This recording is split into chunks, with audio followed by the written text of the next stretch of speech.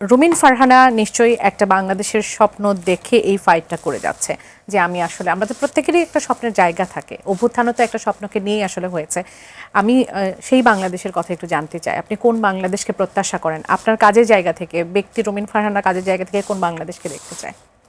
আমি সকলের বাংলাদেশকে দেখতে চাই, যে এই বাংলাদেশে আপনার ধর্ম, আপনার বর্ণ, আপনার জাতিগোষ্ঠী নির্বিশেষে আপনি সকলের জন্য সমান সুবিধা, সমান সুযোগ তৈরি করতে পারবেন, এমন একটা বাংলাদেশ দেখতে চাই। বাবলি, আমার সবচেয়ে ভালো সম্পর্কের গভীরতা তৈরি হয় একেবারেই প্রান্তিক মানুষজনের সাথে। যে মানুষটা হয়তো তিনবেলা দুমুঠো খাবার আনতে গিয়ে অনেক অনেক পরিশ্রম করছেন, ওই মানুষটাকে আমার সবচেয়ে কাছের মনে হয়, ওর সাথে আমার সবচেয়ে সখ্যতা এবং সবচেয়ে আপন আমি ওর সাথেই বোধ করি।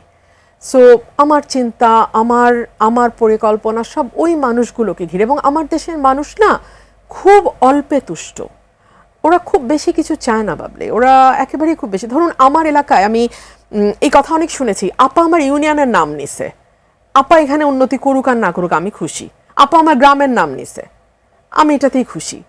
মানে তখন মনে হয় যে ওদের জন্য আমি আর কি কি করতে পারি, আর কি কি করা যায়, আর কিভাবে ওর কাছে যাওয়া যায়।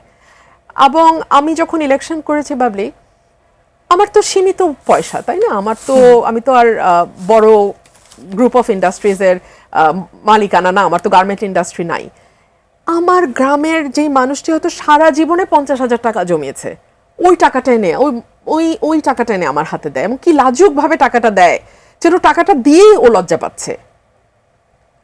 এই ভালোবাসাটা আসলে অমূল্য, এর তো কোনো তুলনা হয় না। ওদের কাছে আমার অনেক ঋণ,